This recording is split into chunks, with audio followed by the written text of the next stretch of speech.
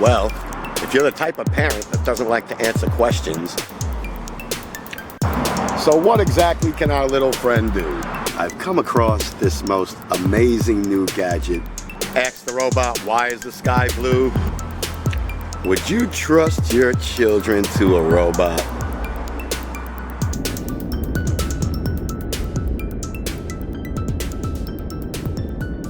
I've come across this most amazing new gadget invented by a company with a wicked name. They're called Avatar Mind. That's the name of the company, and the product is called the ipal. 257. This little guy or girl, depending on what gender you would like, is a 3-foot tall, creepy, totally autonomous little robot. Has a touchscreen display in the center of its torso. Has a surveillance camera built into it. It can connect to the entire, World Wide Web. It features thousands of built-in apps. It has connectivity to all of social media, including YouTube. So, very impressed with that. It really is probably the first fully functional friend, pal, nanny type robot that I've seen. I've seen quite a few really creepy ones. If you look here on YouTube, you'll find quite a lot of advertising from companion robots for seniors, little kids, and automated nannies and things of that nature. Nothing like ipal. ipal gets around. ipal is an AI, so it learns from the child. I'm not quite sure if I find that creepy or innovative. So it studies your child, it learns your child's habits, it becomes your child's friend, and it is supposed to have AI awareness, which allows it to function and interact with your child like another child or like another adult. We got a curious bird here. I must be right on top of its nest. It is not happy with me at all. Oh well, you know me and the birds. Getting back to our little friend, his or her AI is built to monitor the child's mood and then act accordingly. So if little Timmy is getting depressed, it will try to cheer him up. And if little Miss Susie is all enthusiastic and happy, then it'll play along with her. It will be super enthusiastic and happy, just like they are. 5, 7. So are you comfortable with your child having a robot friend? 1, 9, 5. Do you think they'd get along? Think they would fight? I mean, if it's an AI, so what exactly can our little friend do? Well, let's see. We'll go down the list. He can sing, or she. They can dance. They play all the little games like hide and seek that your children like to play. They tell all the stories that you usually tell them and read them from books. They have it all programmed in. They can share videos with their other friends who are privileged enough to have one. Did I mention, by the way, it's still a concept and it's getting ready to be released, but it'll be somewhere between, I think they said $1,500 and $2,000. Which, I mean, overall, if you're comfortable and your child's old enough that this thing is going to become your child's nanny, well then $2,000 for a nanny, that's a bargain. You gotta be spending hundreds a week on something like that. And it can sing and dance, it has a built-in surveillance camera. This way, when you're not at home, you can check in, get online. It has an app, and get on the app, and I'm sure communicate with your child. But it also allows them to, live chat with their other privileged friends. And I guess it said something about being able to go on social media, which I'm not quite that comfortable with that. I mean, an unsupervised child on social media is just the recipe for disaster, but guess if the child's old enough, it's fine, like a teenager. It's a very interesting, I guess I won't call it a toy, but I can't quite agree it's a nanny. I mean, leaving a small child in the care of a robot, pretty sure that gets you arrested here in the United States. Maybe not in other countries, but definitely here. So, what else can it do for you? Let's see. Well, if you're the type of parent that doesn't like to answer questions, guess what? It's all programmed in there. The child can interact with the robot, ask the robot, why is the sky blue? It's been programmed in there. Why is the ocean deep? Why is the sun hot? Pretty much covers A to Z on all those simple ones. And for the extremely shy and lazy parent, if your child were to ask it, where do babies come from? You got that right.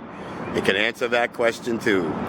So I mean, I guess if you're the type of parent that's kind of shy and uncomfortable, I guess you can let the robot deliver all the crazy news that you're not comfortable with, and then I hope you would back it up with some human explanation. But no, the way I see things going in our future, the AIs and robots will answer all the children's questions, and we'll just say, yeah, whatever Google said, right?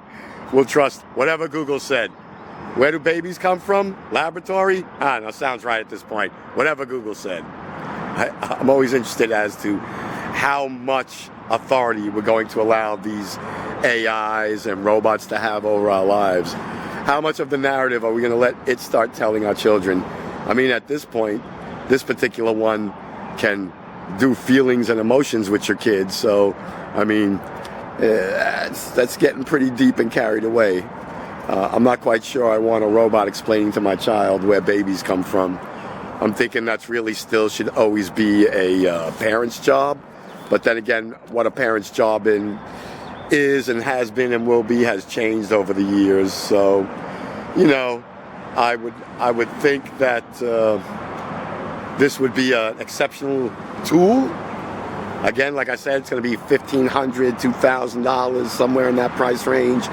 Not quite sure it's for your common man like myself.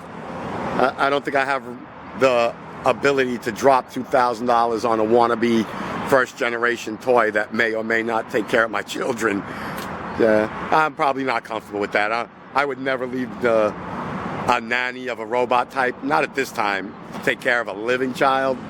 Yeah, no, I can't see that. Even in the future, I mean, humans need human interaction. It's something that we're not going to be able to push off and sell to a robot. A child needs interaction with a parent, with another human being. You got to hire a nanny, that's fine, but you know, I'm thinking human. But like you've seen, it's pretty cool. Children seem to love it. Many parents have zero problem with it because, you know, it's being touted as one of the greatest innovations of our time. An actual robotic nanny. I mean, where does that put real nannies? Well, like everything else, all jobs are going away. So if you're a real nanny, you may want to look into this. You may want to buy a couple and then start renting them out. Maybe that'll be entrepreneur nanny. So the human nanny will be the entrepreneur, and the work will be left to the indentured robot slave. Because that'll come up one day too. Why are we making robots our slaves? It's totally unfair. But, you know, think about it. It's got a camera on it, a surveillance camera. So probably watching you at all times, even at night when you're asleep. We looked at getting one of these robots to just for fun. When we started outfitting the house with AI, I thought it'd be cool to have a robot that would roam around the house and answer my kids' questions, or, you know, be able to connect, say, call mom or dad. But the more we looked into it, the more we saw of them. Yeah, wasn't cool. Very creepy. Comes creeping around a corner, sneaking up, watching you. I think that's the thing that turned us off the most. It came rolling into the bedroom in the middle of the night and was just parked there watching the couple in bed. Hey, I'm a voyeur, and, you know, I don't mind being watched and all that, but yeah, I think it's kind of creepy when you're asleep that something's watching you the entire time. And probably taping and learning from you because it's AI and that's its job, right? So let me know in the comments down below. How do we feel about this? ipal? Good robot? He's a good robot, I'm sure. Friend? I can see it being a friend if you have only one child or live in a community where it's mostly adults. Nanny? Yeah, no. Not too sure I'm comfortable with the nanny part of that. Answering where babies come from and trying to explain the history of our family to it. For it to explain to my child, I don't know. I think that's probably still many years beyond what we need them for. And I'm hoping we never need them for that. But you let me know. I'm more curious. I mean, most of you are from a generation where auto assist computer technology helps you in your car, at work, in your everyday life already. You have relinquished much of your power to the machines. Me, not as much. I still work in an industry where it's hands-on. You know, you're like your doctors and your physicians and your, you know, people that give you health care to be people. But, you know, robot day is coming. We see it. It's intervened in many of the departments already. But you let me know. Comfortable with leaving your, say, 6-7-year-old with a robot nanny all day? You could watch it. You could surveillance. You could pull up the app. I mean, you can hear everything, but you comfortable with that? Not me, not yet. Friend? It's kind of weird. I don't think I would call it a friend. I think I'd still tell my child it's a toy. But, I mean, pal? I guess you call it robot pal. That'd be kind of cool. But still, I don't think I'm still comfortable enough yet, and probably because I'm too old with robot friend. I mean, it is an AI, and it does think, and I don't know, it learns from us. So it mimics and imitates us at our best and worst. But a friend? I don't know, man. I kind of reserve things like friendship for living people. Inanimate objects, as smart as they are, still can't make a close friendship type bond with something like that. That's just me, though. I'm real curious about you guys. What do you think? Can you have a robot friend? Tell it all your secrets? Just will upload it to the cloud, so I guess she has it with a million other insentient beings, but what do you think? Think you can have a robot friend? Think that could be your pal? Hang around with on the weekends? Hey, you don't drink your beer and you won't eat your pizza, so I mean, damn, that's definitely a plus. But, I don't know. I usually only consider living things friends, like my dog when I used to have one, like, you know, the people I work with, colleagues, my wife, my children are my friends, family members. But the camera? Well, I guess the camera's my friend, but it's not the kind of friend I share things with. Not on a personal level, just on a mechanical level. I talk, it listens and records. So I'm friendly to it, but I'm not comfortable saying the camera's my friend. Not like that. You guys are my friend. Every one of you out there inside the camera and on the other end of our media devices. I consider most of you and all of you my friends. Some closer than others. I actually carry on with some of you more than I do with others. But my car? Is my car my friend? Well, it is when I need to get somewhere. But I don't think I'm taking it out for a beer or to watch the ball game. But you let me know. Inanimate object. ipal. You've now seen him. You know what he costs. You've been told what he can do. Go look it up. They have a video on YouTube, of course, like everyone else. See ipal in action and see how creepy it can be. It looks cool. Blue, pink. You pick a boy or a girl, I guess. But I think they missed the mark with that. No such thing as gender colorification, right? Pink could be a boy, blue could be a girl, but they're saying gender colorification. That's their only mistake. There is no more genders, so don't even try that. But you let me know today, people. That's our topic. ipal, robot friend, inanimate object becoming a person. Sentient being? Sometime in the near future. But let me know. Is it a yes? Is it a no? Thumbs up? And like always, comment, like, subscribe. Hit that subscribe button. If you love what you see here, there's a thing right next to it. It looks like a bell. Hit that bell for notifications. It will tell you every time I get on here and spread some love, information, or just some crazy stories. But for now, we're out looking for more.